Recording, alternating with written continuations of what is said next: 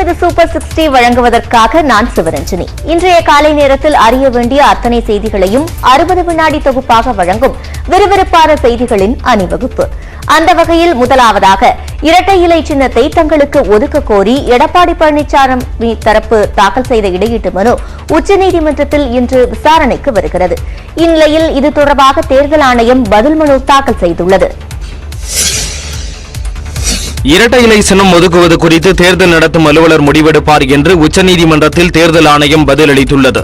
இரட்டை இலை சின்னம் கிடைப்பதில் சிக்கல் ஏற்பட்டுள்ளதால் தங்கள் அணிக்கு சின்னத்தை ஒதுக்க தேர்தல் ஆணையத்திற்கு உத்தரவிடக் கோரி எடப்பாடி பழனிசாமி தரப்பில் உச்சநீதிமன்றத்தில் கடந்த 29ஆம் தேதி இடையீட்டு மனு தாக்கல் செய்யப்பட்டது. இந்த வழக்கில் உச்சநீதிமன்றத்தில் தேர்தல் ஆணையம் பதில் மனு தாக்கல் செய்தது. அதில் இரட்டை இலை சின்னம் தொடர்பாக இருதரப்பும் எந்த ஆவணத்தையும் சமர்ப்பிக்கவில்லை என்று தெரிவிக்கப்பட்டுள்ளது. ஒவ்வொரு கட்சியின் உட்கட்சி தேர்தல்களை எல்லாம் தேர்தல் ஆணையம் கண்காணித்துக் கொண்டிருக்கவும் முடியாது என்றும் ஒரு கட்சியின் உள் விவகாரங்களில் ஆணையம் தலையிடுவதில்லை என்று குறிப்பிட்டு இரட்டை இலை ஒதுக்கீடு பற்றி தேர்தல் நடத்தும் அலுவலர் முடிவு செய்வார் என்றும் தேர்தல் ஆணையம் சார்பில் பதில் அளிக்கப்பட்டுள்ளது.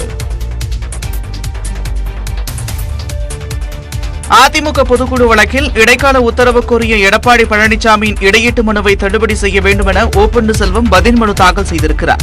அதிமுக பொதுக்குழு தொடர்பான வழக்கில் அனைத்து தரப்பு வாதங்களும் நிறைவடைந்த நிலையில் தீர்ப்பை தேதி குறிப்பிடாமல் உச்சநீதிமன்றம் ஒத்திவைத்துள்ளது. இதனிடையே இடைத்தேர்தலில் வேட்புமனு தாக்கல் செய்வதில் சிக்கல் இருப்பதால் தன்னை இடைக்கால பொதுச் செயலாளராக அங்கீகரித்து இடைக்கால உத்தரவு பிறப்பிக்க வேண்டும் என இபிஎஸ் தரப்பில் இடையீட்டு மனு தாக்கல் செய்யப்பட்டது. இந்த நிலையில் எடப்பாடி பழனிசாமியின் இடையீட்டு மனுவை தள்ளுபடி செய்ய வேண்டும் என ஓ பன்னீர்செல்வம் தரப்பில் பதில் மனு தாக்கல் செய்யப்பட்டுள்ளது. தீர்ப்பு நிலுவையில் உள்ளபோது இதுபோன்ற மனுக்களை ஏற்கக்கூடாது எனவும் ஓபிஎஸ் தரப்பு தாக்கல் செய்த பதில் மனுவில் தெரிவிக்கப்பட்டுள்ளது. எடப்பாடி பழனிசாமியின் இடையீட்டு மனு நீதிமன்ற நடைமுறையை தவறாக பயன்படுத்தும் வகையில் உள்ளது என்றும் அவற்றை அங்கீகரிக்கும் விவகாரத்தில் தேர்தல் ஆணையத்தை சேர்க்க கோருவது ஏற்றுக்கொள்ள முடியாது எனவும் கூறப்பட்டுள்ளது. இரட்டை இலை சின்னத்தை கோர தனக்கே உரிமை அதிகம் என முன்னாள் முதலமைச்சர் ஓ பன்னீர்செல்வம் தெரிவித்துள்ளார். மதுரையில் செய்தியாளர்களிடம் பேசிய அவர் இடைத்தேர்தல் தொடர்பாக சசிகலாவை உறுதியாக சந்திப்பேன் என்றும் கூறினார். இந்த நிலவரப்படி நான் இரட்டை இலை சின்னத்திற்கு கேட்டு வந்தால் நான் ஏற்கனவே சொல்லியிருக்கேன், கையப்படுவேன் என்று தெரிவித்தேன். இதனிடையே சென்னை தலைமைச் செயலகத்தில் தலைமை தேர்தல் அதிகாரி சத்யபிரதா சாகுவை சந்தித்த முன்னாள் அமைச்சர் ஜெயக்குமார் ஈரோடு கிழக்கு தொகுதியில் திமுகவினர் பணப்பட்டுவாடா உள்ளிட்ட விதிமீறலில் ஈடுபடுவதாக புகார் அளித்தார். பின்னர் செய்தியாளர்களிடம் பேசிய ஜெயக்குமார் ஈரோடு கிழக்கு தொகுதி இடைத்தேர்தலில் பாஜக போட்டியிட்டாலும் அதிமுக பின்வாங்காது என்றும் திட்டவட்டமாக கூறினார். ஓபிஎஸ் பிஜேபி கேண்டிடேட் போட்டா வாபஸ் வாங்கிக்கிறேன்றாரு. நீங்க பிஜேபி கேண்டிடேட் போட்டா வாபஸ் வாங்கிக்கலாம் எப்படி சார்? நாங்க முன்ன வச்ச கால பின்ன வைக்கிறது இல்ல. Okay okay. அப்ப கூட்டணியில பிஜேபி இல்ல, முன்ன வச்ச கால பின்ன வைக்கிறது. அதிமுக வேட்பாளர் அறிமுக கூட்டத்தில் கூட்டணி தொடர்பாக 3 விதமாக பதாகைகள் மாற்றி மாற்றி வைக்கப்பட்டது சர்ச்சையை ஏற்படுத்திய நிலையில் பிரிண்ட் செய்யும் போது தட்டச்சு பிழை ஏற்பட்டுவிட்டதாகவும் பின்னர் சரி செய்யப்பட்டு விட்டதாகவும் ஜெயக்குமார் விளக்கம் அளித்தார். ஈரோடு கிழக்கு தொகுதி இடைத்தேர்தலில் காங்கிரஸ், அதிமுக மற்றும் அமமுக வேட்பாளர்கள் இன்று மனு தாக்கல் செய்ய உள்ளனர். வரும் 27ஆம் தேதி நடைபெறவுள்ள ஈரோடு கிழக்கு தொகுதி இடைத்தேர்தலுக்கான வேட்புமனு தாக்கல் கடந்த செவ்வாய்க்கிழமை தொடங்கியது. முதல் நாளில் 4 பேரும், 2வது நாளில் 6 பேரும் மனு தாக்கல் செய்தனர். இதுவரை தேமுதிக, நாம் தமிழர் கட்சி வேட்பாளர்கள் மனு தாக்கல் செய்துள்ள நிலையில் இன்று காங்கிரஸ் வேட்பாளர் EVKS இளங்கோவன், அமமுக வேட்பாளர் பிரசாந்த் ஆகியோர் வேட்புமனு தாக்கல் செய்ய உள்ளனர். இரட்டை இலை சின்னம் கேட்டு எடப்பாடி பழனிசாமி உச்சநீதிமன்றத்தில் தாக்கல் செய்த இடைக்கால மனு மீதான விசாரணை இன்று தொடங்க உள்ள நிலையில் இந்த வழக்கில் தேர்தல் ஆணையமும் ஓ பன்னீர்செல்வமும் பதில் மனு தாக்கல் செய்துள்ளனர். இந்த மனு நீதிபதிகள் தினேஷ் மகேஸ்வரி, ரிஷிகேஷ் ராய் ஆகியோர் அடங்கிய அமர்வில் இன்று மீண்டும் விசாரணைக்கு வரவுள்ளது. இந்நிலையில் அதிமுகவில் எடப்பாடி அணித்தரப்பு வேட்பாளர் தென்னரசு இன்று வேட்புமனு தாக்கல் செய்ய உள்ளார். முக்கிய கட்சிகளின் வேட்பாளர்கள் வேட்புமனு தாக்கல் செய்வதை முன்னிட்டு அங்கு 50க்கும் மேற்பட்ட காவல்துறையினர் பாதுகாப்பு பணியில் ஈடுபட்டு வருகின்றனர். வேட்புமனு தாக்கல் செய்ய வரும் 7ஆம் தேதி கடைசி நாளாகும். 8ஆம் தேதி வேட்புமனுக்கள் பரிசீலனை செய்யப்படுகிறது. 10ஆம் தேதி வேட்புமனுக்கள் திரும்பப் பெற கடைசி நாளாகும். அன்று மாலை இறுதி வேட்பாளர் பட்டியல் வெளியாக உள்ளது. வேலூர் மாவட்டத்தில் ஆரம்ப சுகாதார நிலையம், நியாய விலைக் கடை உள்ளிட்டவற்றை முதலமைச்சர் மு.க.ஸ்டாலின் ஆய்வு செய்தார். கள ஆய்வில் முதலமைச்சர் என்ற திட்டத்தை முதலமைச்சர் மு.க.ஸ்டாலின் துவக்கி வைத்தார். வேலூர் மாவட்டத்திற்கு பயணம் மேற்கொண்டுள்ள முதலமைச்சர் மு.க.ஸ்டாலின் தனது பயணத்தின் 2வது நாளான வியாழக்கிழமை அன்று கள ஆய்வில் முதலமைச்சர் என்ற திட்டத்தை துவக்கி வைத்தார். இதன்படி வேலூர் சத்வாச்சாரியை அடுத்த பாரதி நகரில் 25 லட்சம் ரூபாய் மதிப்பில் அமைக்கப்படும் ஆரம்ப சுகாதார மைய பணிகளை முதலமைச்சர் ஆய்வு செய்தார். தொடர்ந்து ஆட்சியர் அலுவலகம் எதிரே கட்டப்பட்டு வரும் நியாய விலைக்கடை கட்டுமானத்தை பார்வையிட்ட அவர் மாநகரில் ஸ்மார்ட் சிட்டி திட்டப் பணிகளையும் ஆய்வு செய்தார்.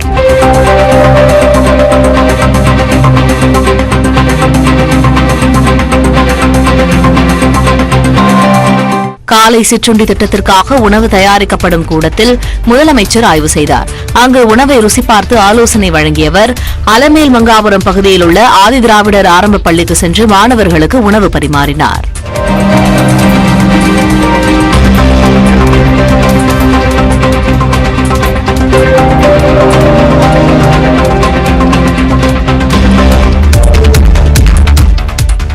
தமிழ்நாடு அரசு அறிவித்த திட்டங்களை குறிப்பிட்ட காலத்திற்குள் செயல்படுத்த வேண்டும் என அதிகாரிகளுக்கு முதலமைச்சர் மு க ஸ்டாலின் அறிவுறுத்தினார். வேலூர், ராணிப்பேட்டை, திருப்பத்தூர், திருவண்ணாமலை மாவட்டங்களில் செயல்படுத்தப்பட்டு வரும் அரசு திட்டங்கள் குறித்து முதலமைச்சர் மு க ஸ்டாலின் ஆய்வு மேற்கொண்டார்.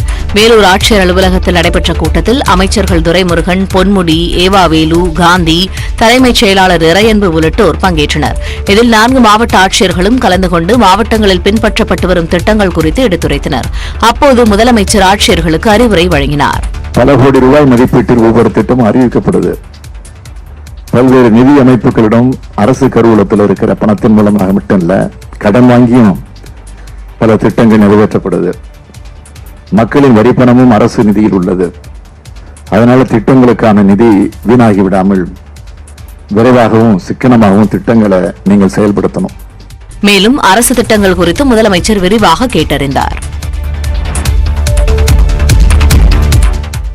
வேலூர் மாவட்டத்தில் 2 நாள் பயணம் முடித்து முதலமைச்சர் மு க ஸ்டாலின் ரயில் மூலமாக சென்னை திரும்பினார். பல்வேறு அரசு நலத்திட்டங்களை தொடங்கி வைப்பதற்காக முதலமைச்சர் ஸ்டாலின் கடந்த 1ஆம் தேதி சென்னை சென்ட்ரல் ரயில் நிலையத்தில் இருந்து ரயில் மூலம் வேலூர் மாவட்டத்திற்கு சென்றார். அங்கு பல்வேறு திட்டங்களை தொடங்கி வைத்த முதலமைச்சர் ஆட்சியர்கள் மற்றும் காவல்துறை அதிகாரிகளுடன் கூட்டங்களில் பங்கேற்று ஆலோசனை வழங்கினார். இதைத் தொடர்ந்து 2 நாள் பயணத்தை முடித்துக் கொண்டு முதலமைச்சர் ஸ்டாலின் மீண்டும் ரயில் மூலமாக சென்னை வந்தடைந்தார். முன்னதாக வேலூர் ரயில் நிலையத்தில் இருந்து முதலமைச்சர் ஸ்டாலின் பயணம் செய்த ரயில் புறப்பட்ட நிலையில் முகுந்தராயபுரம் அருகே பயணி ஒருவர் அபாய சங்கிலியை பிடித்து இழுத்து ரயிலை நடுவழியில் நிறுத்தியதால் பரபரப்பு ஏற்பட்டது. விசாரணையில் மாற்று ரயிலில் ஏறி பயணம் செய்வதை அறிந்து பெண் பயணி ஒருவர் ரயிலை நிறுத்தியது தெரிய வந்தது. இதற்காக அப்பெண்ணுக்கு ரயில்வே பாதுகாப்பு படை போலீசார் 1000 ரூபாய் அபராதம் விதித்தனர். தன்னிடம் அவ்வளவு பணம் இல்லை என்று அந்த பெண் கூறியதால் 500 ரூபாய் அபராதத்துடன் அவரை விடுவித்தனர். இந்த சம்பவத்தால் முதலமைச்சர் பயணம் செய்த ரயில் 7 நிமிட தாமதத்திற்கு பின் புறப்பட்டு சென்னை சென்றடைந்தது. 2047ஆம் ஆண்டு இந்தியா வல்லரசாக மாறியிருக்கும் என்று தமிழ்நாடு ஆளுநர் RN ரவி நம்பிக்கை தெரிவித்தார். டெல்லியில் நடைபெற்ற குடியரசு நாள் அணிவகுப்பில் பங்கேற்ற தமிழ்நாட்டைச் சேர்ந்த தேசிய மாணவர் படை மற்றும் நாட்டு நலப்பணி திட்ட மாணவர்களுடன் ஆளுநர் ரவி கலந்துரையாடினார். சென்னை கிண்டியில் உள்ள ஆளுநர் மாளிகையில் சந்தித்து பேசிய அவர், உலக நாடுகளின் பிரச்சனைகளை தீர்க்கும் இடத்தில் இந்தியா உள்ளது என்றும், உலக நாடுகள் பல்வேறு பிரச்சனைகளுக்கான தீர்வை இந்தியாவிடமிருந்தே கற்றுக்கொள்வதாகவும் அவர் தெரிவித்தார். இந்தியா 100வது சுதந்திர நாள் கொண்டாடும் போது, அதாவது 2047ஆம் ஆண்டு வல்லரசாக மாறியிருக்கும் என்றும் அவர் கூறினார். சவால்களை எதிர்கொள்ள தயங்கக்கூடாது என்று கூறிய அவர், தோல்விகளில் இருந்துதான் அனுபவங்கள் கிடைக்கும் என்றார். தேசிய மாணவர் படை மூலம் கூட்டு மனப்பான்மை ஏற்படும் என்றும் ஆளுநர் அறிவுரை வழங்கினார். இதையடுத்து NCC மற்றும் NSS மாணவர்களுடன் ஆளுநர் RN ரவி குழு புகைப்படம் எடுத்துக் கொண்டார். தமிழகத்தில் மிதமான மழைக்கு வாய்ப்புள்ளதாக தெரிவிக்கப்பட்டுள்ளது. தமிழ்நாட்டின் 4 மாவட்டங்களில் இன்று கனமழைக்கு வாய்ப்புள்ளதாக சென்னை வானிலை ஆய்வு மையம் தெரிவித்துள்ளது. வங்கக்கடலில் உருவான காற்றழுத்த தாழ்வு மண்டலம் வலுக்குறைந்து தெற்கு நோக்கி நகர்ந்துள்ளதாகவும், அது குமரிக்கடல் மற்றும் அதனை ஒட்டிய மன்னார் வளைகுடா பகுதிகளில் ஆழ்ந்த காற்றழுத்த தாழ்வு பகுதியாக நிலவுவதாகவும் கூறியுள்ளது. இதன் காரணமாக இன்று தென் தமிழக மாவட்டங்கள், வட தமிழக மாவட்டங்கள், புதுச்சேரி மற்றும் காரைக்காலில் இடியுடன் கூடிய மிதமான மழை பெய்ய வாய்ப்புள்ளதாகவும், கன்னியாகுமரி, திருநெல்வேலி, தென்காசி, தூத்துக்குடி மாவட்டங்களில் கனமழை பெய்யக்கூடும் எனவும் குறிப்பிட்டுள்ளது. மேலும் தென் தமிழக கடலோர பகுதிகள், மன்னார் வளைகுடா, குமரிக்கடல் பகுதிகளில் மணிக்கு 55 கிலோமீட்டர் வேகம் வரை பலத்த காற்று வீசக்கூடும் என்பதால் மீனவர்கள் இந்த பகுதிகளுக்கு மீன்பிடிக்க செல்ல வேண்டாம் என வானிலை மையம் அறிவுறுத்தியுள்ளது. மயிலாடுதுறை, திருவாரூர் மாவட்டங்களில் கனமழை காரணமாக ஆயிரக்கணக்கான ஏக்கர் நெற்பயிர்கள் சேதமடைந்துள்ளதால் விவசாயிகள் கவலையடைந்துள்ளனர். மயிலாடுதுறை மாவட்டத்தில் நடப்பு பருவத்தில் 1,80,000 ஏக்கரில் சம்பா தாளடி பயிர்கள் நடவு செய்யப்பட்டு தற்போது அறுவடை பணி முழுவீச்சில் நடைபெற்று வருகிறது. இந்நிலையில் மயிலாடுதுறை சுற்றுவட்டாரத்தில் கடந்த 3 நாட்களுக்கும் மேலாக பரவலாக மழை பெய்து வருகிறது. இதனால் பல்வேறு கிராமங்களில் 25,000 ஏக்கருக்கு மேல் நெற்பயிர்கள் வயலில் சாய்ந்துள்ளன. தொடர்ந்து மழை நீடித்து வருவதால் வயல்களில் தண்ணீர் தேங்கி பயிர்கள் நீரில் மூழ்கும் அபாயம் உள்ளதாக விவசாயிகள் கவலை தெரிவித்துள்ளனர். வில்லியநல்லூர் கிராமத்தில் மழையால் சேதமடைந்த பயிர்களை மாவட்ட வேளாண் துறை அதிகாரிகள் பார்வையிட்டு ஆய்வு செய்தனர். தற்போது பயிர்கள் சில இடங்களில் சாய்ந்துள்ளன. இந்த மழையினால் அறுவடை பணிகள் தற்போது பாதிக்கப்பட்டுள்ளது. இந்த ஆய்வு முடிவுகள் மழை முடிவுற்ற பின்னரே தெரிய வரும் எங்கெங்க பாதிப்பு இருக்குன்னு சொல்லிட்டு. திருவாரூர் மாவட்டத்தில் 3 நாட்களாக பெய்த கனமழை காரணமாக அறுவடைக்கு தயாராக உள்ள நூற்றுக்கணக்கான ஏக்கர் நெற்பயிர்கள் நீரில் மூழ்கியுள்ளன. பாதிக்கப்பட்ட விளைநிலங்கள் குறித்து வருவாய்த்துறை மற்றும் வேளாண் துறை அதிகாரிகள் ஆய்வு நடத்தும்படி பொறுப்பு ஆட்சியர் சிதம்பரம் உத்தரவிட்டுள்ளார்.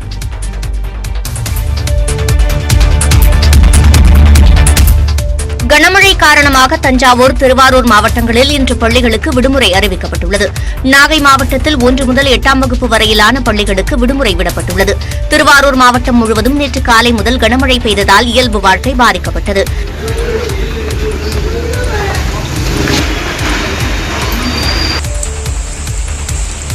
இதனைத் தொடர்ந்து முன்னெச்சரிக்கை நடவடிக்கையாக திருவாரூர் மாவட்டத்தில் இன்று பள்ளிகளுக்கு விடுமுறை அறிவித்து மாவட்ட ஆட்சியர் பொறுப்பு வகிக்கும் மாவட்ட வருவாய் அலுவலர் சிதம்பரம் உத்தரவிட்டார்.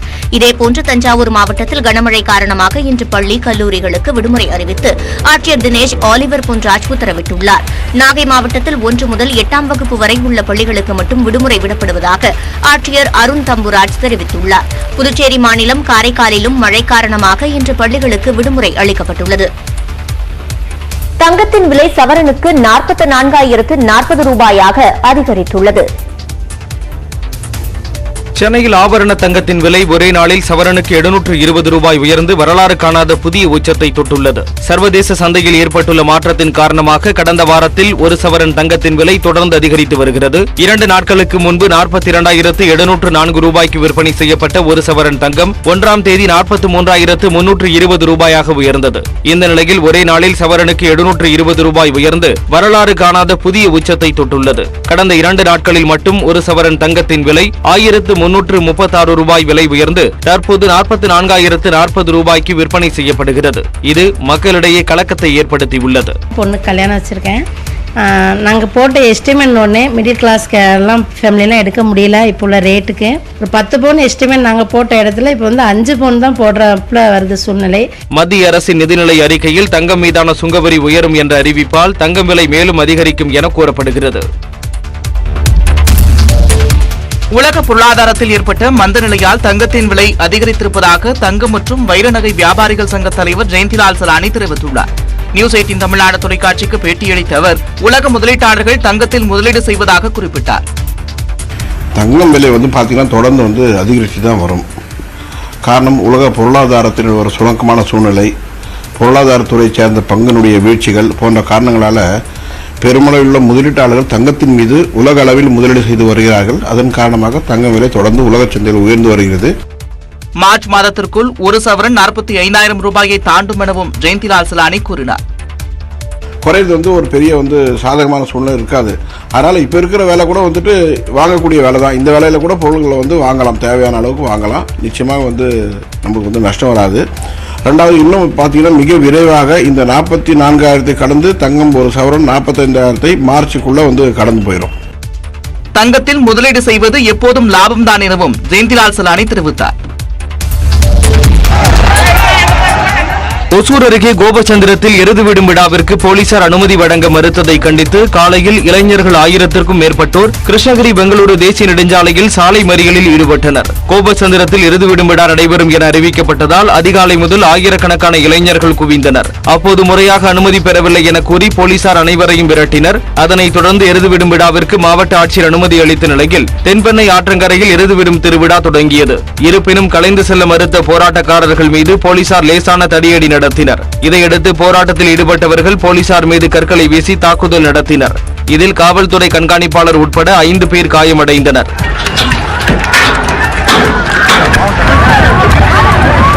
இந்த வன்முறை சம்பவத்தில் பேருந்து உள்ளிட்ட வாகனங்களின் கண்ணாடிகள் உடைக்கப்பட்டன. இதையடுத்து போராட்டக்காரர்களை கண்ணீர் புகை குண்டுகளை வீசி போலீசார் கலைத்தனர்.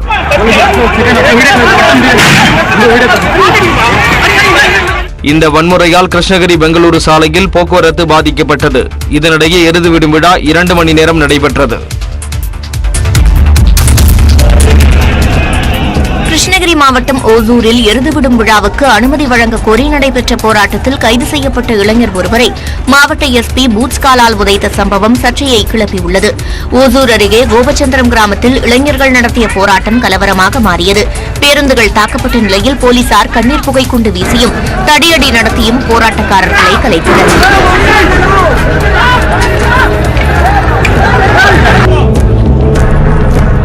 கைது செய்யப்பட்ட இளைஞர் ஒருவரை மாவட்ட எஸ்பி சரோஜ்குமார் தாக்கூர் லத்தியால் தாக்கியும் பூட்ஸ்காலால் உதைத்தும் காயப்படுத்தினார்.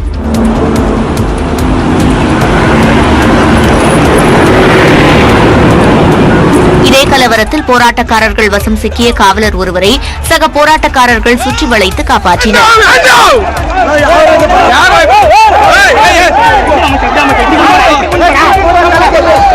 கலவரத்தில் ஈடுபட்டதாக 200க்கும் அதிகமான இளைஞர்கள் கைது செய்யப்பட்டனர். சென்னை மதுரவாயில் துறைமுகம் ஈரடுக்கு உயர்மட்ட பாலம் அமைக்க மத்திய அரசின் சுற்றுச்சூழல் நிபுணர் குழு நிபந்தனைகளுடன் அனுமதி அளித்துள்ளது. கடந்த 2009ஆம் ஆண்டு சென்னை துறைமுகம் மதுரவாயில் பறக்கும் சாலை திட்டம் தொடங்கப்பட்டது. பல்வேறு காரணங்களால் இந்த திட்டம் நிறுத்தி வைக்கப்பட்ட நிலையில் நீண்ட இடைவேளைக்கு பிறகு மீண்டும் புத்துயிர் பெற்றுள்ளது. இத்திட்டத்திற்கான புரிந்துணர்வு ஒப்பந்தம் கடந்த மே மாதம் கையெழுத்தானது. தற்போது இந்த உயர்மட்ட பாலத்திற்கு மத்திய அரசு நிபந்தனைகளுடன் ஒப்புதல் அளித்துள்ளது. உயர்மட்ட பாலத்திற்காக எழுப்பப்படும் தூண்களால் நீரோட்டத்திற்கு தடை ஏற்படக்கூடாது என்றும் பாலம் அமைக்க தற்காலிகமாக அமைக்கப்படும் கட்டமைப்பு பணிகள் முடிந்த 1 மாதத்திற்குள் அகற்றப்பட வேண்டும் என்றும் நிபுணர் குழு தெரிவித்துள்ளது. மேலும் கட்டுமானத்தின் போது அகற்றப்படும் கழிவுகள் நீர்நிலைகள் அல்லது அதற்கு அருகில் கொட்டக்கூடாது உள்ளிட்ட நிபந்தனைகளுடன் நிபுணர் குழு அனுமதி வழங்கியுள்ளது. ரூபாய் 5800 கோடி மதிப்பிலான இந்த திட்டத்திற்கு அனுமதி வழங்கப்பட்டுள்ள நிலையில் அடுத்த 30 மாதங்களுக்குள் பணிகளை முடிக்க தமிழ்நாடு அரசு திட்டமிட்டுள்ளது.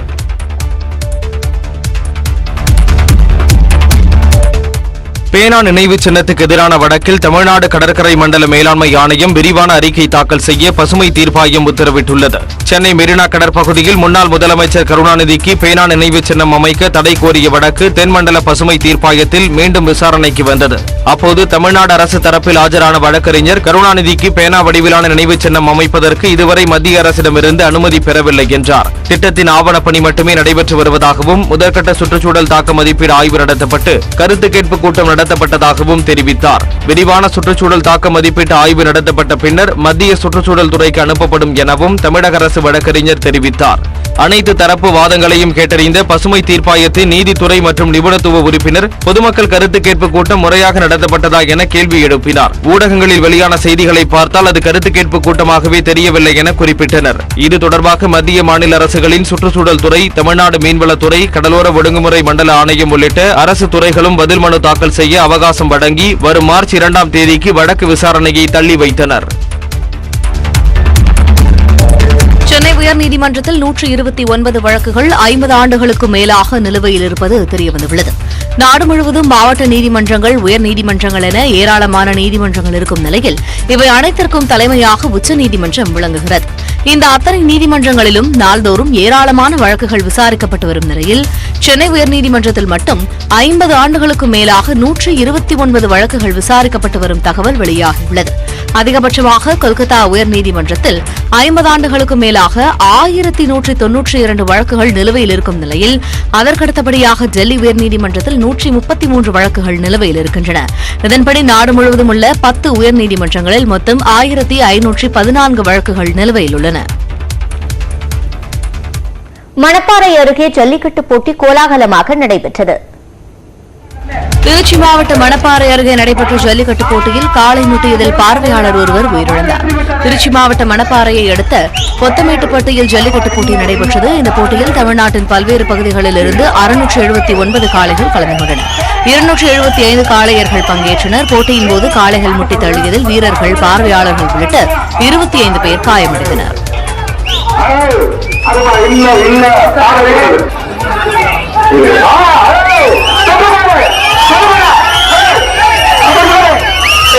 இதில் ஜல்லிக்கட்டு போட்டியை ரசித்துக் கொண்டிருந்த பூசாரிப்பட்டி பகுதியைச் சேர்ந்த 54 வயதான முருகன் என்பவரை காலிமுட்டி தள்ளியதில் அவர் படுகாயமடைந்தார். தொடர்ந்து திருச்சி மருத்துவமனைக்கு கொண்டு செல்லப்பட்ட அவர் அங்கு சிகிச்சை பலனின்றி உயிரிழந்தார். சம்பவம் தொடர்பாக மணப்பாறை போலீசார் வழக்கு பதிவு செய்து விசாரணை நடைபெற்று வரும் நிலையில் இந்த சம்பவம் அப்பகுதியில் சோகத்தை ஏற்படுத்தியுள்ளது. பேரறிஞர் அண்ணாவின் 54வது நினைவு தினத்தை முன்னிட்டு சென்னை அண்ணா சாலையில் இருந்து முதலமைச்சர் மு.க.ஸ்டாலினின் அமைதி பேரணி தொடங்கியுள்ளது. அதன் நேரடி காட்சிகளை தற்போது பார்த்துக் கொண்டிருக்கிறோம். தொடர்ந்து விவரங்களை செய்தியாளர் பாண்டியராஜிடம் கேட்கலாம். பாண்டியராஜ், தற்போதைய கள நிலவரம். சிவரஞ்சனி, பேரறிஞர் அண்ணாவினுடைய 54வது நினைவு தினத்தை முன்னிட்டு சென்னை அண்ணா சாலை வாலாஜா சாலை சந்திப்பிலிருந்து தற்பொழுது பேரணியானது நடைபெற்று வருகிறது. திமுக தலைவரும் முதலமைச்சருமான மு.க.ஸ்டாலின் தலைமையில் நடைபெற்று வரக்கூடிய இந்த பேரணியில் அமைச்சர்கள் துரைமுருகன், பொன்முடி, மா. சுப்பிரமணியன், சேகர்பாபு, உதயநிதி ஸ்டாலின் மற்றும் நாடாளுமன்ற உறுப்பினர்கள் டி.ஆர். பாலு, ஜெகத்ரட்சகன் உள்ளிட்ட ஆயிரக்கணக்கான நிர்வாகிகளும் தொண்டர்களும் கூட தற்பொழுது இந்த பேரணியானது நடைபெற்று வருகிறது. ஒவ்வொரு ஆண்டும் பேரறிஞர் அண்ணாவினுடைய மறைவு நாளான பிப்ரவரி 3ஆம் தேதி சென்னை அண்ணா சாலையில் இருக்கக்கூடிய வாலாஜா சாலை சந்திப்பில் இருந்து சென்னை மெரினா கடற்கரை வரை இருக்கக்கூடிய பேரறிஞர் அண்ணாவினுடைய நினைவிடம் வரை பேரணியானது நடைபெறுவது வழக்கம். அதே போல இந்த ஆண்டும் தற்பொழுது நடைபெற்று வருகிறது. இந்த பேரணியில் முதலமைச்சரும் திமுக தலைவருமான மு.க.ஸ்டாலின் தலைமையில் தற்பொழுது இந்த பேரணியானது நடைபெற்று வருகிறது. சிவரஞ்சனி. பாண்டியராஜ், விவரங்களை வழங்கியமைக்கு நன்றி.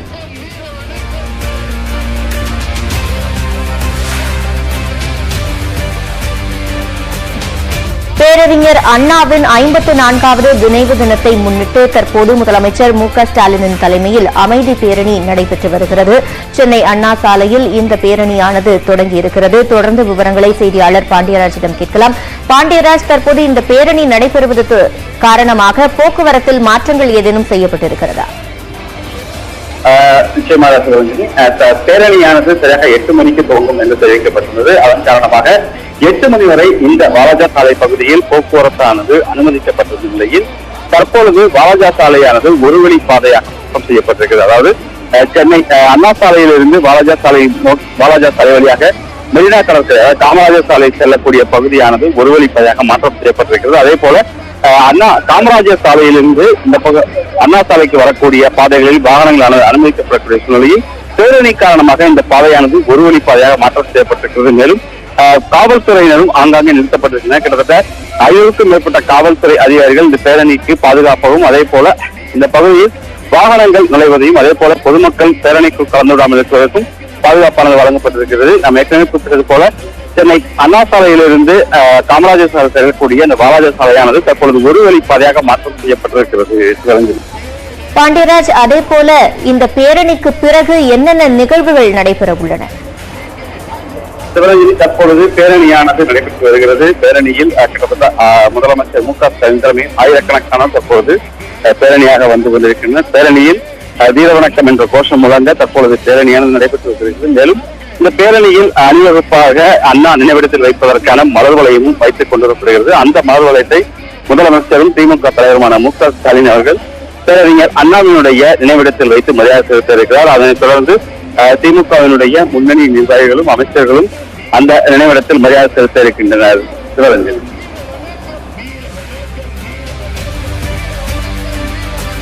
ஒன்றே கோலம் ஒருவனே தேவன், ஒன்றே கோலம் ஒருவனே தேவன், ஒன்றே கோலம் ஒருவனே தேவன், ஒன்றே கோலம் ஒருவனே என்று உரைத்த அண்ணாவுக்கு, என்று உரைத்த அண்ணாவுக்கு வீர வணக்கம், வீர வணக்கம், வீர வணக்கம், வீர வணக்கம், வீர வணக்கம், வீர வணக்கம், வீர வணக்கம், வீர வணக்கம், திமுகவின் வீர வணக்கம், திமுகவின் வீர வணக்கம், வீர வணக்கம், வீர வணக்கம், வீர வணக்கம், வீர வணக்கம், வீர வணக்கம், வீர வணக்கம், வீர வணக்கம், வீர வணக்கம்.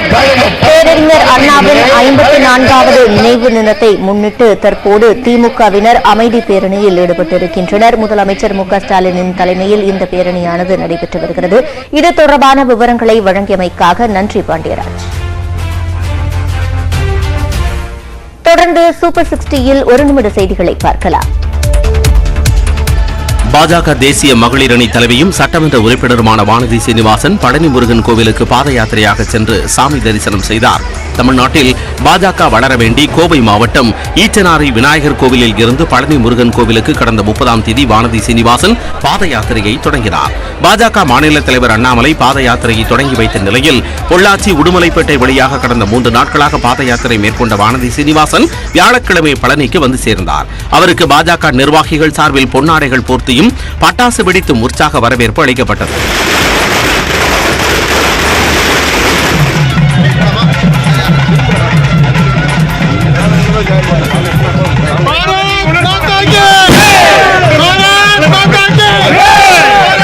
பின்னர் பழனி சண்முக நதியில் புனித தீர்த்தத்தை தலையில் தெளித்துக் கொண்ட அவர் தைப்பூச திருவிழா நடைபெறும் பழனி பெரியநாயகி அம்மன் கோவிலில் சாமி தரிசனம் செய்தார். அதைத் தொடர்ந்து பழனிமலை கோவிலுக்கு சென்று அருள்மிகு தண்டாயுதபாணி சாமியை தரிசித்தார்.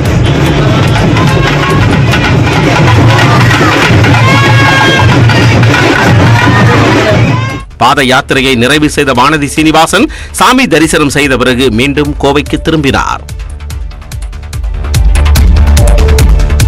பாஜக நிர்வாகியாக இருந்த வழக்கறிஞர் விக்டோரியா கௌரியை சென்னை உயர்நீதிமன்ற நீதிபதியாக்குவதற்கு எதிர்ப்பு தெரிவித்து மூத்த வழக்கறிஞர்கள் குடியரசுத் தலைவருக்கு கடிதம் எழுதியுள்ளனர். உச்சநீதிமன்ற கொலிஜியத்தின் சார்பில் கடந்த 17ஆம் தேதி நடைபெற்ற ஆலோசனைக் கூட்டத்தில் சென்னை உயர்நீதிமன்றத்தில் உள்ள 5 வழக்கறிஞர்களை நீதிபதிகளாக உயர்த்த பரிந்துரைத்திருப்பதாக தகவல் வெளியானது. இதில் பரிந்துரைக்கப்பட்ட 5 வழக்கறிஞர்களில் விக்டோரியா கௌரியும் ஒருவர் என கூறப்படுகிறது.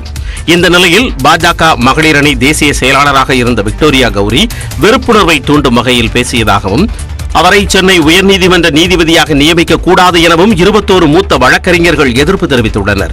விக்டோரியாவை நீதிபதியாக நியமிக்க கொலிஜியம் அளித்துள்ள பரிந்துரையை நிராகரிக்கும்படி குடியரசுத் தலைவருக்கு அவர்கள் கடிதம் எழுதியுள்ளனர். மேலும் பரிந்துரையை திரும்ப பெறும்படி உச்சநீதிமன்ற தலைமை நீதிபதி தலைமையிலான கொலிஜியத்திற்கும் கோரிக்கை விடுத்துள்ளனர்.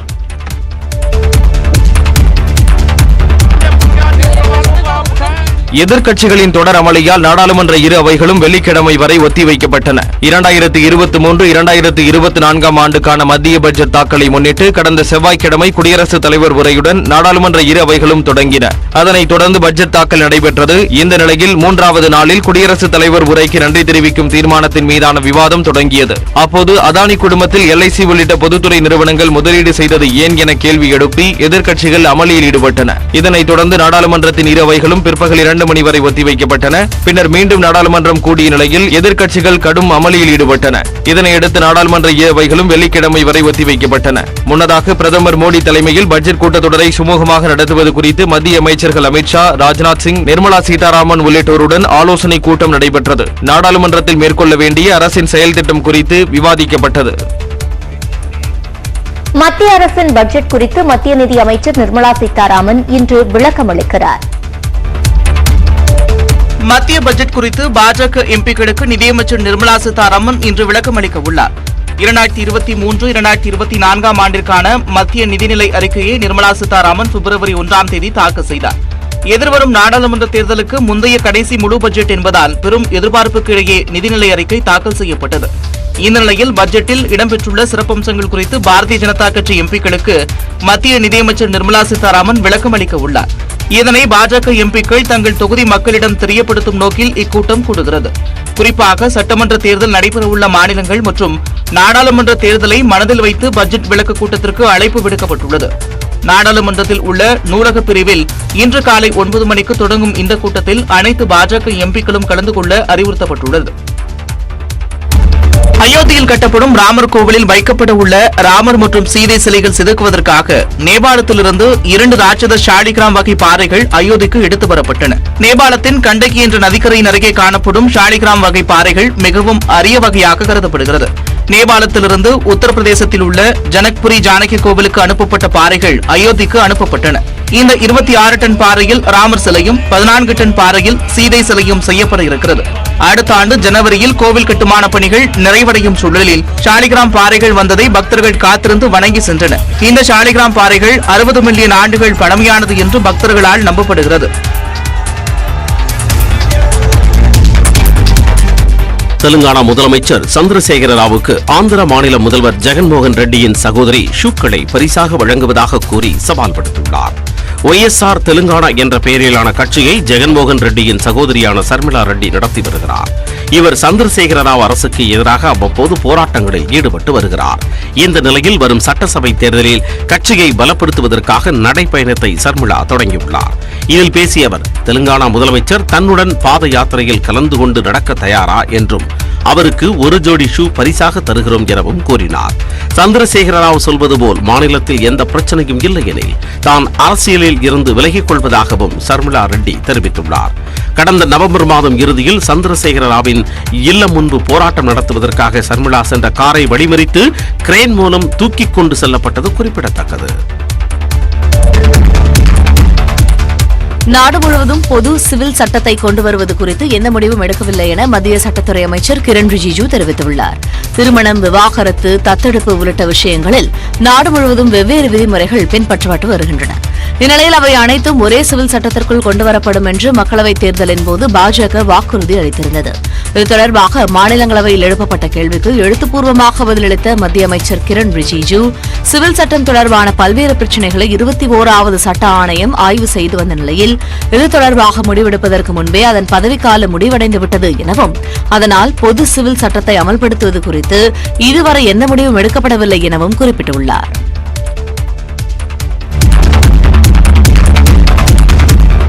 ராக்கெட் உற்பத்தி ஆலையை குறிவைத்து இஸ்ரேல் போர் விமானங்கள் தாக்குதல் நடத்தியதாக தகவல் வெளியாகியுள்ளது. இஸ்ரேலுக்கும் பாலஸ்தீனத்துக்கும் இடையேயான மோதல் போக்கால் காசா முனையில் இரு தரப்பினரும் தாக்கிக் கொள்ளும் சம்பவம் தொடர்ந்து நடைபெற்று வருகிறது. அண்மையில் அங்கு சென்ற அமெரிக்க வெளியுறவு அமைச்சர் ஆண்டனி பிளிங்கன் அமைதி பேச்சுக்கு அழைப்பு விடுத்தார். அதன் பின்னர் இருதரப்பு வன்முறை சம்பவங்களும் அதிகரித்துள்ளன. இந்நிலையில் காசா முனையில் உள்ள பாலஸ்தீனத்தின் ராக்கெட் லாஞ்சர்கள் உற்பத்தி ஆலை மீது இஸ்ரேல் விமானப்படை தாக்குதல் நடத்தியது.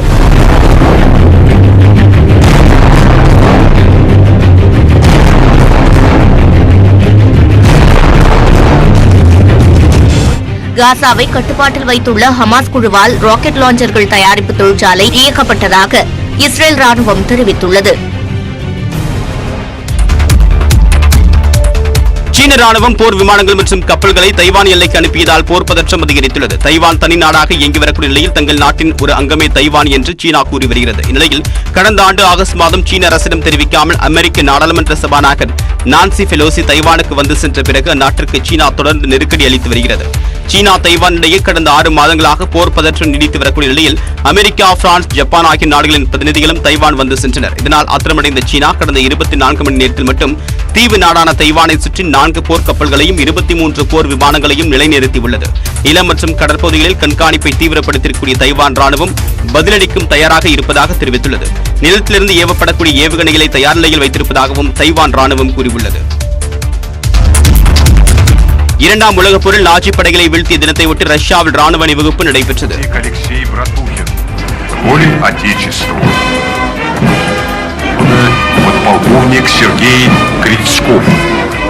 ரஷ்யாவின் வோலோகிராட் நகரத்தில் நடைபெற்ற விழாவில் நாடு முழுவதும் இருந்து ராணுவ வீரர்கள் பங்கேற்றனர். தேசிய கொடியை கையில் ஏந்தி வீரர்கள் மிடுக்காக நடைபெற்றனர்.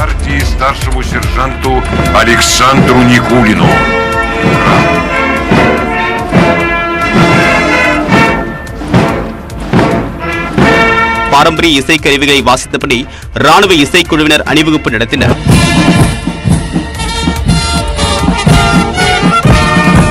வீரநடை போட்ட வீரர்கள் மீது குட்டி விமானங்கள் மூலமாக வண்ண காகிதங்கள் தூவப்பட்டன. விழாவை ஒட்டி டேங்கல் உள்ளிட்ட ராணுவ வாகனங்களும் அணிவகுத்து சென்றன. இதனிடையே போர் வெற்றிக்கான நினைவிடத்தில் அதிபர் புதின் மலர் கொத்து வைத்து மரியாதை செலுத்தினார். 19 வயதுக்கு உட்பட்டோருக்கான மகளிர் அறிமுக T20 கிரிக்கெட் போட்டித் தொடரை வென்ற இந்திய அணிக்கு டெல்லி விமான நிலையத்தில் உற்சாக வரவேற்பு அளிக்கப்பட்டது. தென்னாப்பிரிக்காவில் நடந்த தொடரில் இங்கிலாந்து அணியை வீழ்த்தி இளம் இந்திய வீராங்கனைகள் அறிமுக தொடரிலேயே உலகக்கோப்பையை வென்றனர். ஷபாலி வர்மா தலைமையிலான அணியினருக்கு புதன்கிழமை குஜராத்தில் வரவேற்பு அளிக்கப்பட்ட நிலையில் அங்கிருந்து கோப்பையுடன் அவர்கள் டெல்லிக்கு வந்தனர். டெல்லிக்கு வந்த வீராங்கனைகளுக்கு டெல்லி இந்திரா காந்தி சர்வதேச விமான நிலையத்தில் உற்சாக வரவேற்பு அளிக்கப்பட்டது.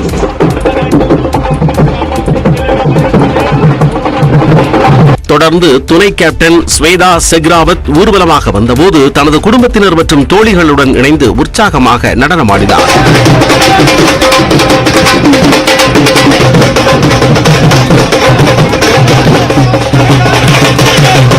மேலும் வீராங்கனை பார்ஷ்வி சோப்ராவுக்கு அவரது குடும்பத்தினர் மற்றும் நண்பர்கள் உற்சாக வரவேற்பு அளித்தனர்.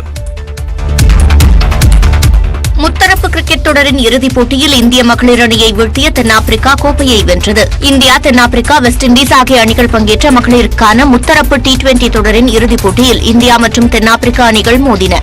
டாஸ் வென்று பேட்டிங்கை தொடங்கிய இந்திய அணியில் தொடக்க வீராங்கனையான ஸ்மிருதி மந்தனா ரன் ஏதும் எடுக்காமல் ஆட்டமிழந்தார்.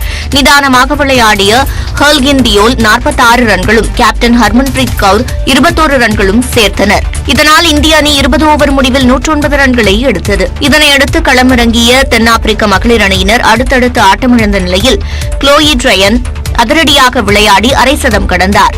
18 ஓவர் முடிவில் வெற்றி இலக்கை எட்டிய தென்னாப்பிரிக்க அணி முத்தரப்பு தொடரின் கோப்பையை வென்று அசத்தியது. இந்த போட்டியில் 57 ரன்கள் குவித்து வெற்றிக்கு வித்திட்ட க்ளோயி ட்ரையான் ஆட்டநாயகியாக தேர்வு செய்யப்பட்டார். தொடர் நாயகிக்கான விருது இந்திய வீராங்கனை தீப்தி சர்மாவுக்கு கிடைத்தது. இசையமைப்பாளர் A.R. ரஹ்மான் உள்ளிட்டோர் தாக்கல் செய்த மனுக்களை சென்னை உயர்நீதிமன்றம் தள்ளுபடி செய்தது. இசை படைப்புகளுக்கு விதிக்கப்பட்ட சேவை வரி விதிப்பை எதிர்த்து இசையமைப்பாளர்கள் A.R. ரஹ்மான், G.B. பிரகாஷ்குமார் ஆகியோர் தாக்கல் செய்த மனுக்களை சென்னை உயர்நீதிமன்றம் தள்ளுபடி செய்தது. கடந்த 2019 ஆண்டு A.R. ரஹ்மானின் இசை படைப்புகளுக்கு 6,79,00,000 ரூபாய் சேவை வரி விதிக்கப்பட்டது. இதனை எதிர்த்து சென்னை உயர்நீதிமன்றத்தில் A.R. ரஹ்மான் சார்பில் வழக்கு தொடரப்பட்டது. தனது இசை படைப்புகளின் காப்புரிமை பட தயாரிப்பாளர்களுக்கு நிரந்தரமாக வழங்கிய பின் அதன் உரிமையாளர்கள் அவர்கள்தான் என்றும் தன்னிடம் வரி வசூலிப்பது சட்டவிரோதம் எனவும் மனுவில் கூறப்பட்டிருந்தது.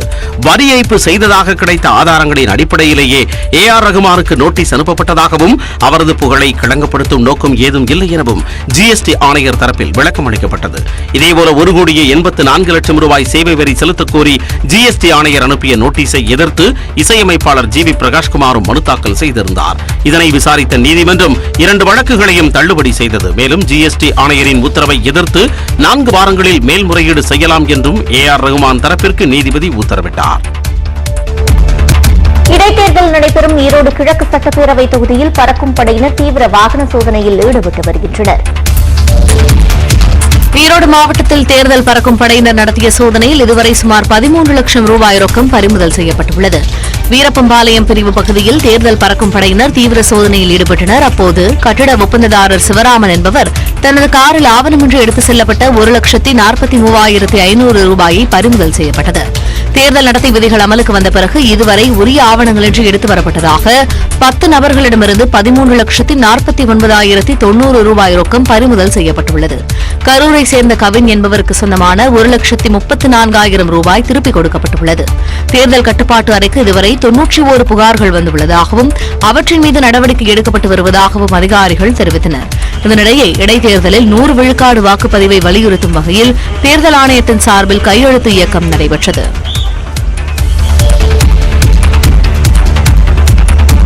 டெல்லியில் மத்திய வெளியுறவுத்துறை அமைச்சர் ஜெய்சங்கரை தமிழ்நாடு பாஜக மாநில தலைவர் அண்ணாமலை சந்தித்தார். ஈரோடு கிழக்கு தொகுதி இடைத்தேர்தலில் அதிமுகவிற்கு நிலவும் குழப்பத்தால் பாஜகவின் நிலைப்பாட்டில் இழுபறி நீடிக்கிறது. இந்நிலையில் தமிழ்நாடு பாஜக தலைவர் அண்ணாமலை அவசரமாக டெல்லி புறப்பட்டுச் சென்றார். அக்கட்சியின் தேசிய தலைவர் நட்டாவை சந்தித்த அவர் தமிழ்நாடு அரசியல் நிலவரம் குறித்து பேசியதாக கூறப்படுகிறது. இதனைத் தொடர்ந்து வெளியுறவுத்துறை அமைச்சர் ஜெய்சங்கரை அண்ணாமலை சந்தித்தார். அப்போது இலங்கையில் 13வது சட்டத்திருத்தத்தை எந்த மாற்றமும் இல்லாமல் நடைமுறைப்படுத்த மத்திய அரசு தலையிட வேண்டும் என்று அவர் வலியுறுத்தினார். அப்போது அவருடன் மத்திய அமைச்சர் எல் முருகன், பாஜக மூத்த தலைவர் பொன் ராதாகிருஷ்ணன் ஆகியோர் உடன் இருந்தனர். டெல்லியில் இருந்து அண்ணாமலை தமிழ்நாடு திரும்பியதும் ஈரோடு கிழக்கு தொகுதி இடைத்தேர்தலில் பாஜகவின் நிலைப்பாடு குறித்து அறிவிக்கப்படும் என்று எதிர்பார்க்கப்படுகிறது. தமிழ்நாடு அரசு சார்பில் ஆட்டோ ஓட்டுநர்களுக்கு முன்பதிவு செயலியை உருவாக்கி அவர்களது வாழ்வாதாரத்தை பாதுகாக்க வேண்டும் என நாம் தமிழர் கட்சியின் ஒருங்கிணைப்பாளர் சீமான் வலியுறுத்தியுள்ளார்.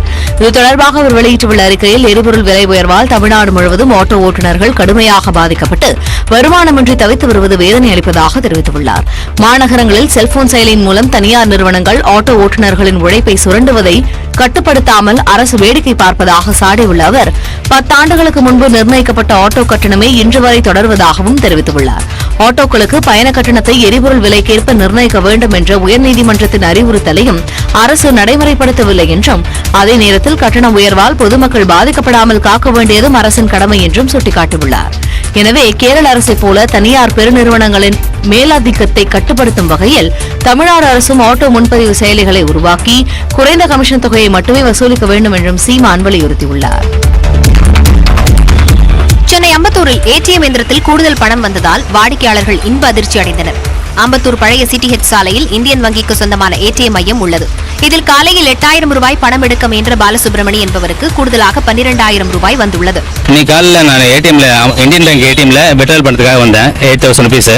பட் நான் இங்கே வந்து ஒரு க்ரௌடாக தான் இருந்தது. நான் 8000 ரூபாய் எடுத்தேன். ஆனால் எனக்கு கிடைச்சது 20000 ரூபாய் கிடைச்சது. திருமலை வாயிலைச் சேர்ந்த சந்திரசேகர் என்பவரும் 8000 ரூபாய் எடுக்க முயன்ற போது 20000 கிடைத்துள்ளது. எனக்கு அதே மாதிரி போட்டு 20,000 போட்டால் ஃபர்ஸ்ட் போட்டால் வரல, ரெண்டாவது 8000 போட்டால் 20,000 வருது. அப்புறம் நான் எண்ணி பார்த்துட்டு சரி சந்தைப்பட்டு இன்னொரு கார்டு ஒய்ஃப் கார்டையும் போட்டேன். அதுலேயும் போட்டால் இதே சேம் ப்ராப்ளம் வந்து. நேர்மையாக வங்கியில் பலர் பணத்தை திருப்பி அளித்தனர். 200 ரூபாய் வைக்க வேண்டிய ட்ரேவில் தவறுதலாக 500 ரூபாய் நோட்டுகளை வைத்ததால் இவ்வாறு நிகழ்ந்ததாக அதிகாரிகள் தெரிவித்துள்ளனர். புதுச்சேரியில் தலைக்கவசம் அணியாமல் வாகனம் ஓட்டினால் ஓட்டுநர் உரிமம் ரத்து செய்யப்படும் என போக்குவரத்து துறை எச்சரிக்கை விடுத்துள்ளது. இது தொடர்பாக வெளியிடப்பட்டுள்ள அறிவிப்பில் செல்போனில் பேசிக் கொண்டு வாகனம் ஓட்டினாலும் மது அருந்துவிட்டு வாகனம் ஓட்டினாலும் ஓட்டுநர் உரிமம் ரத்து செய்யப்படும் என தெரிவிக்கப்பட்டுள்ளது. சரக்கு வாகனத்தில் அதிக சுமை ஏற்றினாலும் ஓட்டுநர் உரிமம் ரத்து செய்யப்படும் என அறிவுறுத்தப்பட்டுள்ளது. மேலும் சிறுவர்கள் வாகனம் ஓட்டினால் பெற்றோருக்கு 3 ஆண்டுகள் சிறை தண்டனையும் 25,000 ரூபாய் அபராதமும் விதிக்கப்படும் எனவும் போக்குவரத்து துறை எச்சரித்துள்ளது. கோவை மாவட்டம் சோமனூர் அருகே குழந்தைகளுடன் இருசக்கர வாகனத்தில் சென்ற பெண் மற்றொரு வாகனம் மோதி தூக்கி வீசப்படும் காட்சி நெஞ்சை பதைபதைக்க வைத்துள்ளது. கருமத்தம்பட்டியைச் சேர்ந்த மல்லிகா என்பவர் தனது 2 குழந்தைகளுடன் இருசக்கர வாகனத்தில் பள்ளியை நோக்கி சென்றிருக்கிறார். சோமனூர் அருகே சாலையை குறுக்கே கடக்க முயன்ற போது அவளியே கல்லூரி மாணவர்கள் வந்து இருசக்கர வாகனத்தின் மீது மோதி விபத்து ஏற்பட்டது. கண்ணிமைக்கும் நேரத்தில் நடந்த இந்த விபத்தில் அனைவரும் தூக்கி வீசப்பட்டனர்.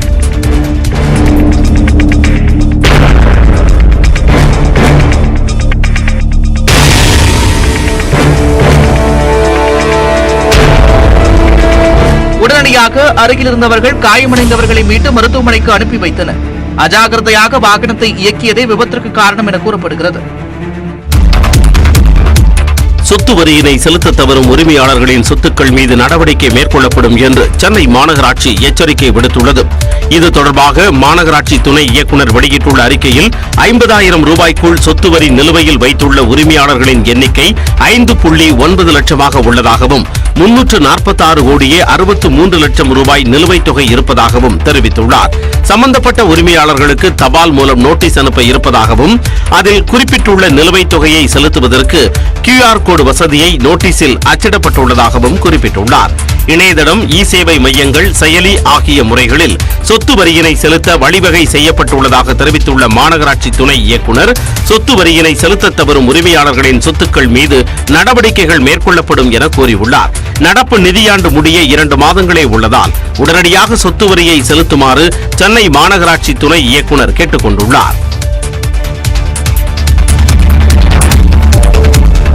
அரசு நிலத்தை ஆக்கிரமித்து வீடு கட்டியவர்களிடம் 10 மடங்கு மின் கட்டணம் வசூலிக்க வேண்டும் என்று சென்னை உயர்நீதிமன்றம் உத்தரவிட்டுள்ளது. ஆவடியில் அரசு நிலத்தை ஆக்கிரமித்து வீடு கட்டியவர்களை காலி செய்யும்படி வட்டாட்சியர் நோட்டீஸ் அனுப்பியுள்ளார். இதனை எதிர்த்து கிருஷ்ணமூர்த்தி என்பவர் சென்னை உயர்நீதிமன்றத்தில் வழக்கு தொடர்ந்தார். இந்த வழக்கு நீதிபதிகள் வைத்தியநாதன் மற்றும் சத்யநாராயண பிரசாத் அமர்வு முன்பு விசாரணைக்கு வந்தது.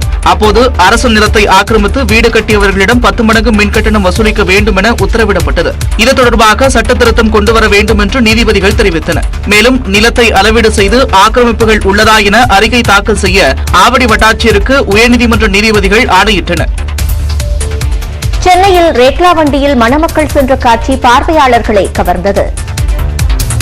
சென்னை மாதவரம் அருகே திருமணம் முடிந்த கையோடு உறவினர்கள், நண்பர்கள் புடைசூழ மணமகளை ரேக்லா வண்டியில் மணமகன் அழைத்துச் சென்ற ருசிகர சம்பவம் நடந்துள்ளது. திருவள்ளூர் மாவட்டம் வடபெரும்பாக்கம் செட்டிமேடு பகுதியைச் சேர்ந்த விஜய், ரம்யா ஆகியோருக்கு அவர்களது குலதெய்வம் கோவிலில் திருமணம் நடந்தது. மணமக்கள் வீடு திரும்பும் போது பாரம்பரியத்தை மறக்காமல் இருப்பதற்காக உறவினர்கள் மற்றும் நண்பர்கள் ஒரு வித்தியாசமான ஏற்பாடு செய்தனர். 2 மாடுகள் பூட்டப்பட்ட ரேக்லா வண்டியில் மணமகளை ஏற்றிக்கொண்டு உறவினர்கள், நண்பர்கள் புடைசூழ ரேக்லா வண்டியை ஓட்டிச் சென்றார் மணமகன் விஜய்.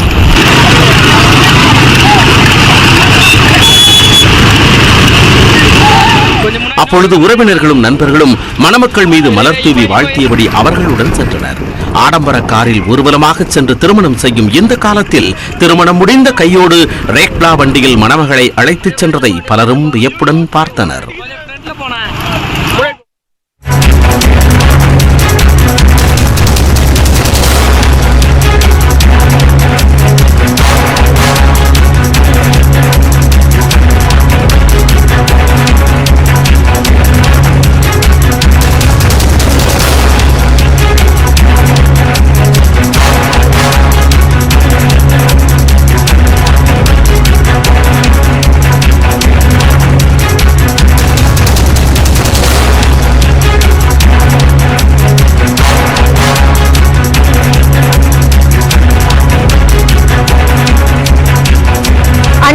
செய்தியை பார்த்து வருகிறோம். அதிமுக இடைக்கால பொதுச் செயலாளர் எடப்பாடி பழனிசாமியை தற்போது பாரதிய ஜனதா கட்சியின் மாநில தலைவர் அண்ணாமலை சந்தித்திருக்கிறார். கிரீன்வேஸ் சாலையில் உள்ள இல்லத்தில் இந்த சந்திப்பானது நடைபெற்று வருகிறது. முன்பாக ஈரோடு கிழக்கு இடைத்தேர்தலில் இபிஎஸ் அணி, ஓபிஎஸ் அணி என அதிமுகவின் இரு அணிகளுமே பாரதிய ஜனதா கட்சியிடம் ஆதரவு கோரியிருந்த நிலையில் பாரதிய ஜனதா கட்சி தன்னுடைய நிலைப்பாட்டை விரைவில் அறிவிக்கும் என்று தெரிவிக்கப்பட்டிருந்தது. இந்த சூழலில் தற்போது அதிமுக இடைக்கால பொதுச் செயலாளர் எடப்பாடி பழனிசாமியை பாரதிய ஜனதா கட்சியின் மாநில தலைவர் அண்ணாமலை சந்தித்திருக்கிறார். கூடுதல் விவரங்களை செய்தியாளர் அபினேஷிடம் கேட்கலாம். அபினேஷ், முன்பாக இடைத்தேர்தல் தொடர்பான சமிகைகள் இருக்கக்கூடிய சூழல்ல இந்த சந்திப்பு எதை உணர்த்துகிறது?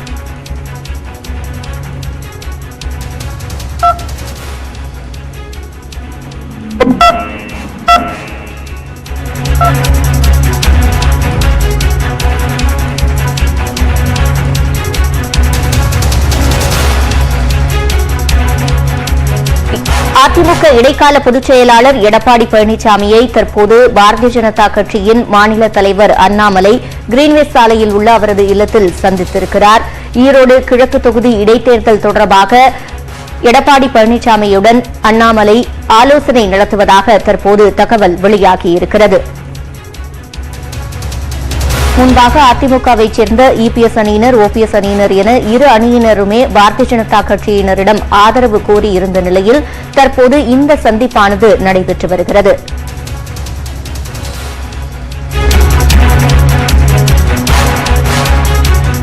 பாரதிய ஜனதா கட்சி விரைவில் ஈரோடு கிழக்கு தொகுதி இடைத்தேர்தல் தொடர்பான தன்னுடைய நிலைப்பாட்டை அறிவிக்கும் என்று கூறியிருந்த சூழலில் தற்போது இந்த சந்திப்பானது நடைபெற்று வருகிறது.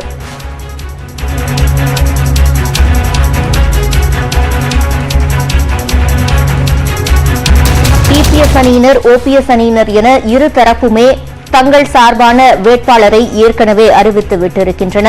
இதில் முக்கியமாக ஓபிஎஸ் கூறுகையில் தன்னுடைய வேட்பாளரை பாஜக வேட்பாளர் நிறுத்தினால் தன்னுடைய வேட்பாளரை திரும்பப் பெறுவேன் என்றும் கூறியிருந்தார். அதேபோல் எடப்பாடி பழனிசாமி தரப்பும் பாரதிய ஜனதா கட்சியிடம் ஆதரவு கோரியிருந்தது. இந்த சூழலில் தற்போது எடப்பாடி பழனிசாமியை பாரதிய ஜனதா கட்சியின் மாநில தலைவர் அண்ணாமலை சந்தித்து ஆலோசனை நடத்தி வருகிறார்.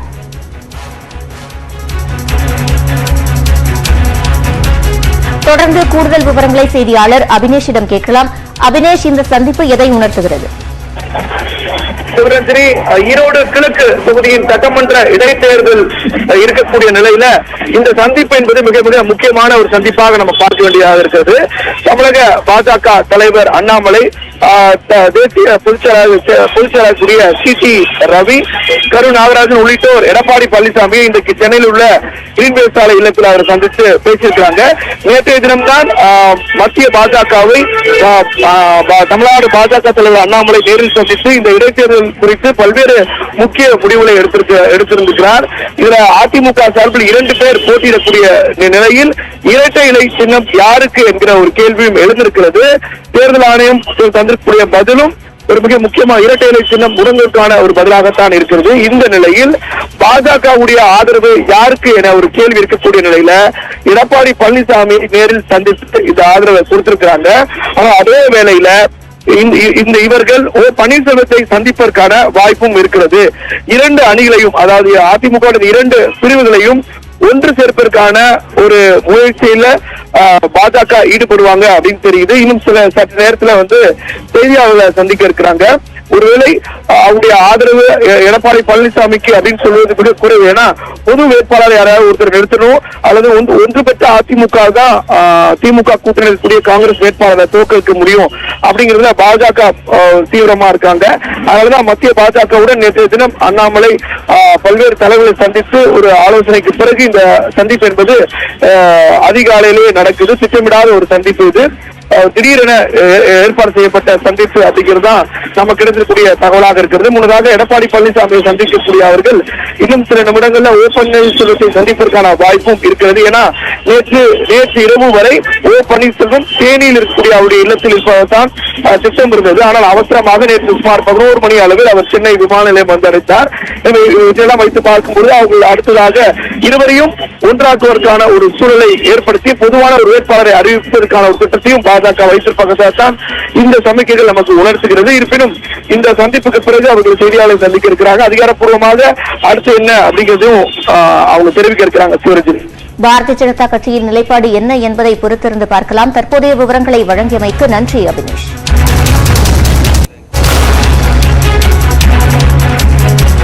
பேரறிஞர் அண்ணாவின் 54வது நினைவு தினத்தையொட்டி மெரினாவில் உள்ள அவரது நினைவிடத்தில் முதலமைச்சர் மு.க.ஸ்டாலின் அஞ்சலி செலுத்தி வருகிறார். அதன் நேரடி காட்சிகளை பார்க்கலாம்.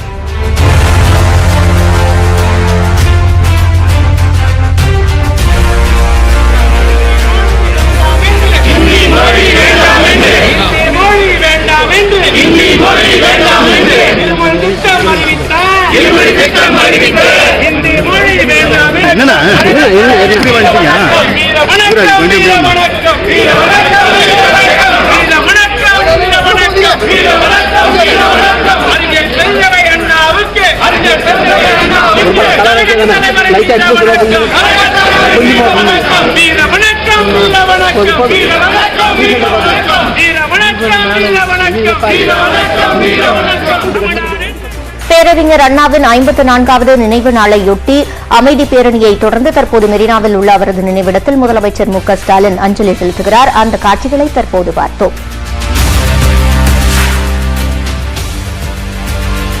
தொடர்ந்து சூப்பர் 60ல் 1 நிமிட தொகுப்புகளை பார்க்கலாம். புதுச்சேரியில் நியாய விலைக் கடைகளை திறக்க கோரி அனைத்து பெண்கள் கூட்டமைப்பு சார்பில் முற்றுகை போராட்டம் நடைபெற்றது. தட்டாஞ்சாவடி குடிமைப் பொருள் வழங்கல் துறை அலுவலகத்தை முற்றுகையிடுவதற்காக பழைய ஆட்சியர் அலுவலகத்திலிருந்து பெண்கள் ஊர்வலமாக புறப்பட்டு வந்தனர்.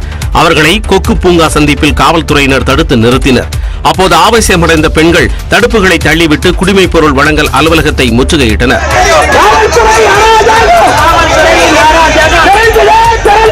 தொடர்ந்து அங்கு குவிக்கப்பட்டிருந்த காவலர்கள் போராட்டத்தில் ஈடுபட்டிருந்த பெண்களை அப்புறப்படுத்தினர்.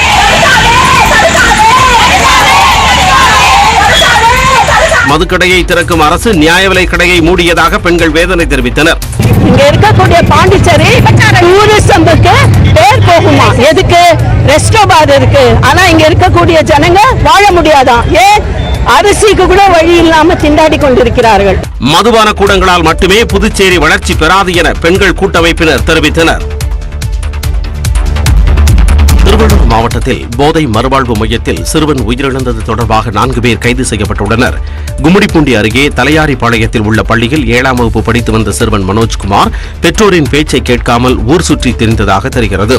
இதனால் மனமுடைந்த அவரது தாய் அகிலா ஜனபச்சத்திரத்தில் உள்ள ஏபிசி போதை மறுவாழ்வு மையத்தில் கடந்த மாதம் 21ஆம் தேதி மனோஜ்குமாரை சேர்த்துள்ளார். கடந்த திங்கட்கிழமை இரவு கழிவறைக்கு சென்ற மனோஜ்குமார் அங்கு மயக்கம் போட்டு விழுந்ததாக தெரிகிறது.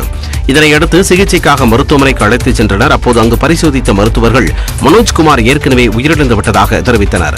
சிறுவனின் இறப்பில் சந்தேகம் இருப்பதாக கூறி பெற்றோர் அளித்த புகாரின் பேரில் காவல்துறையினர் தீவிர விசாரணை நடத்தி வருகின்றனர். தோள்பட்டை மற்றும் இடுப்பு பகுதியில் காயங்கள் இருப்பதால் சிறுவனின் இறப்பில் சந்தேகம் இருப்பதாக கூறி அவரது தாயார் காவல் நிலையத்தில் புகார் அளித்தார். அதன் பேரில் வழக்கு பதிவு செய்த காவல்துறையினர் 18 வயதிற்கு கீழ் உள்ளவர்களை போதை மறுவாழ்வு மையத்தில் அனுமதித்தது ஏன் என்று விசாரணை மேற்கொண்டனர். இதனையடுத்து போதை மறுவாழ்வு மைய உரிமையாளர் விஜயகுமார் உள்ளிட்ட 4 பேரை கைது செய்துள்ளனர். தமிழ்நாடு முழுவதும் பல்வேறு கோவில்களில் தை மாத சிறப்பு விழாக்கள் கொண்டாடப்பட்டு வருகின்றன. அதன்படி காஞ்சிபுரம் ஏகாம்பரநாதர் கோவிலில் தெப்ப உற்சவம் கோலாகலமாக நடைபெற்றது. இதையொட்டி ஏகாம்பரநாதர் ஏலவார் குழலி அம்மனுக்கு சிறப்பு பூஜைகள் நடத்தப்பட்டன. பின்னர் மின் விளக்குகளால் அலங்கரிக்கப்பட்ட தெப்பத்தில் எழுந்தருளிய சுவாமிகள் குளத்தை 5 முறை சுற்றி வந்து பக்தர்களுக்கு காட்சியளித்தனர்.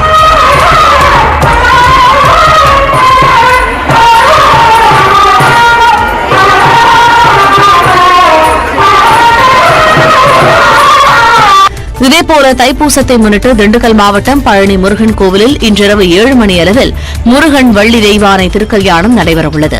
இதைத் தொடர்ந்து பக்தர்கள் ஆயிரக்கணக்கானோர் காவடி எடுத்து வந்து நேர்த்திக்கடன் செலுத்தி வருகின்றனர். மேலும் பக்தர்களின் வசதிக்காக நாளையும் நாளை மறுதினமும் மயிலாடுதுறையிலிருந்து பழனிக்கு சிறப்பு ரயில்கள் இயக்கப்பட உள்ளன. இந்த சிறப்பு ரயில்கள் மயிலாடுதுறை, கும்பகோணம், பாபநாசம், தஞ்சாவூர் உள்ளிட்ட ரயில் நிலையங்களில் நின்று செல்லும் என்பது தெரிவிக்கப்பட்டுள்ளது. புவிசார் குறியீடு பெற்றுள்ள சிறுமலை வாழைப்பழங்களை பழனி தேவஸ்தானம் கொள்முதல் செய்ய வேண்டும் என்று விவசாயிகள் கோரிக்கை விடுத்துள்ளனர். சிறுமலை சுற்றுவட்டாரங்களான புதூர், பழையூர், அகஸ்தியர்புரம், அரளிக்காடு உள்ளிட்ட மலை கிராமங்களில் வாழை, பலா, எலுமிச்சை சாகுபடி செய்து வருகின்றனர். சுமார் 16 ஆண்டுகளுக்கு முன்பு சிறுமலை சுற்றுவட்டாரத்தில் விளையக்கூடிய வாழைப்பழங்களை கொள்முதல் செய்வதை பழனி தேவஸ்தானம் நிறுத்திவிட்டதாக கூறும் விவசாயிகள், இதனால் இப்பகுதியில் பிரதான தொழிலாக இருந்து வரும் வாழை விவசாயம் நலிவடைந்து விட்டதாக வேதனை தெரிவிக்கின்றனர். இந்த வாழைப்பழத்தை முதல்ல 15 வருஷத்துக்கு முன்னாடி வந்து நம்ம அறநிலைத்துறையின் மூலமாகவே சிறுமலையிலிருந்து விவசாயிகள்கிட்ட நேரடியாக கொள்முதல் பண்ணாங்க. இப்போ கொஞ்ச நாளாக வந்து அந்த விவசாய கொள்முதல் வந்து இல்லை. புவிசார் குறியீடு பெற்றுள்ள சிறுமலை வாழையை தமிழ்நாடு அரசு காக்க வேண்டும் என்றும் வாழை விவசாயிகள் வேண்டுகோள் விடுத்துள்ளனர். பழனி பஞ்சாமிர்தத்திற்கு கூடுதல் சுவை சேர்க்கும் சிறுமலை வாழை விவசாயிகளின் வாழ்வில் இனிமை கூடுமா என்பதே அனைவரின் எதிர்பார்ப்பாக உள்ளது. மேலும் பல அண்மை செய்திகளுக்கு தொடர்ந்து இணைந்திருங்கள். இது நியூஸ் 18 தமிழ்நாடு.